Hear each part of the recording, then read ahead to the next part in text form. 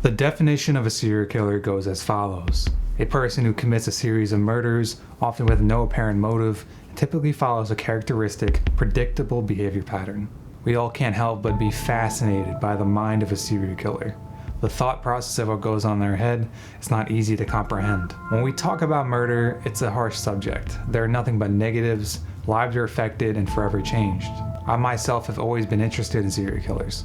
I couldn't tell you the amount of documentaries and videos I've watched about different people. Most of us have no urge to do these horrors. Yes, someone might make you angry and violent at some point in your life, but nothing would be too severe to drive one to murder. Who comes to your mind first when you think of serial killers? Ted Bundy, one of the most deranged serial killers of the 1970s, kidnapping and murdering a confirmed 30 women? What about John Wayne Gacy, aka the Killer Clown, known for raping, torturing, and murdering 33 teenage boys over a 6-year period in the late 80s and early 90s? Or even dating back to the late 1800s with a man simply called Jack the Ripper.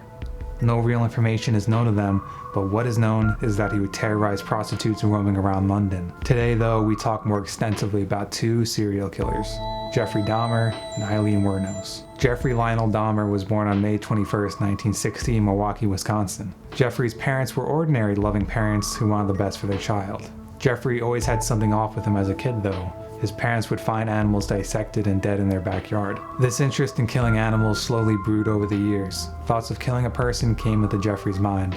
His first victim would come at the age of 18. Jeffrey would find a hitchhiker named Stephen Hicks and later entice him into going back to his place. The rest was history. Over the next countless years, Jeffrey would go on to kill 16 more men, most of them being homosexual and of the African American descent. He would explore his sexual pleasures and torture his victims, ultimately dismembering them, which was a way to hide the evidence, but also was a childhood habit of his. One of Jeffrey's final victims was lucky enough to get away. Tracy Edwards was able to escape Jeffrey's apartment, flag down police to go and arrest the madman. In his apartment, remains of 11 corpses were found. Jeffrey was all but guilty. Before his death in prison in 1994, Jeffrey had done interviews talking about his life and what he did. There was a big element of wanting complete control over someone, total control, not having to consider their wishes, being able to keep them there as long as I wanted, and that was a big part of it. Lust played a big part of it, controlling lust. Once it happened the first time, it just seemed like it had control of my life from there on end.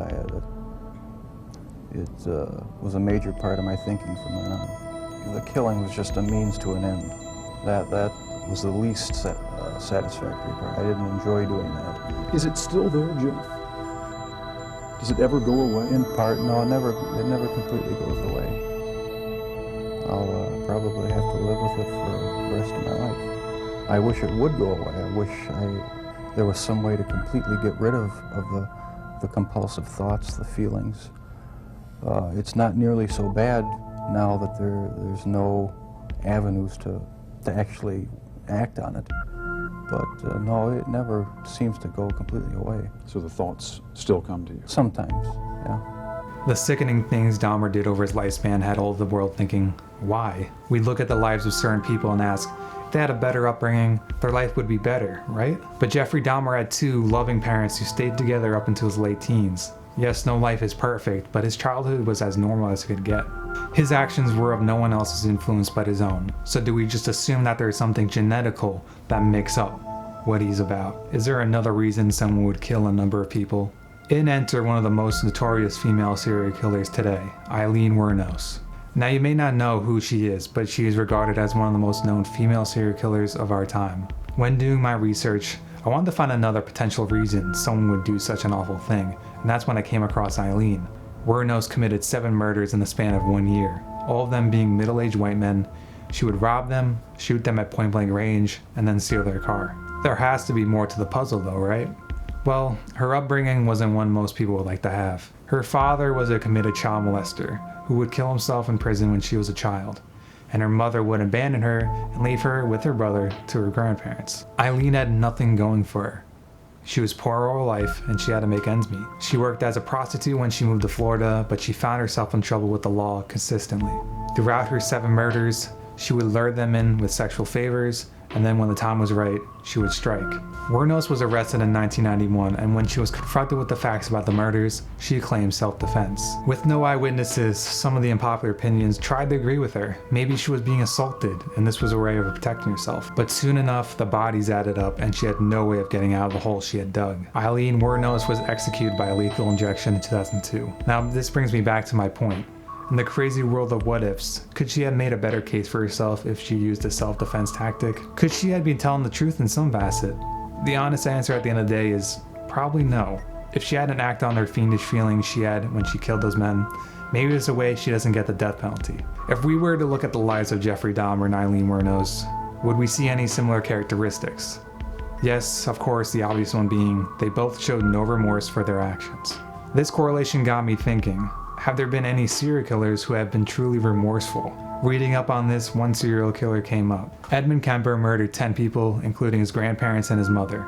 In this interview recorded in 1984, Edmund would talk about his feelings about what he did. To be walking up the stairs with a camera bag that belonged to a young woman that had her severed head in it.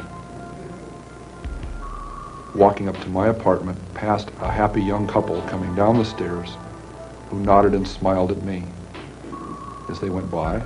Good evening. And they're going out on a date where I'd love to be going. And I'm aware of both of these realities, and the distance between those two is so dramatic, so amazing, so violent, that really, I could feel the wheels squeaking inside. That was really pulling on it. And I imagine at that point some people break. And that's when I decided I'm going to murder my mother. I knew a week before she died I was going to kill her. And she went out to a party, she got soused, she came home, went to sleep. I was woken up by that, came out, I walked up to her bed, she's laying there reading a paperback, as many thousands of nights before. And she said, "Oh, I suppose you're going to want to sit up all night and talk now." Shit. I looked at her, I said, "No." I said, "Good night."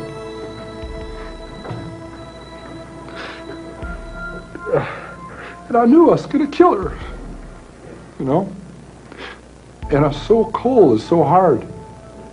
And that's the first time in 10 years I've looked at it that way. I mean, that intensely, that honestly. It hurts. Because I'm not a lizard, I'm not from under a rock. I came out of her vagina. See? I came out of my mother. And in a rage, I went right back in. A 6 young woman dead because of the way she raises her son and the way her son is raised, the way he grows up. And what's her closing words? "I suppose you want to sit up all night and talk." God, I wish I had. The mind of serial killers is truly fascinating. We tend to wonder if there are active serial killers out there right now. In today's world, the thought of a serial killer roaming around seems hard to believe. With the way science and technology has evolved, clues and evidence make it nearly impossible to stay hidden. What if I told you there are 25 to 50 active serial killers in the United States at any given moment? Next time you walk out in public, could you identify a serial killer?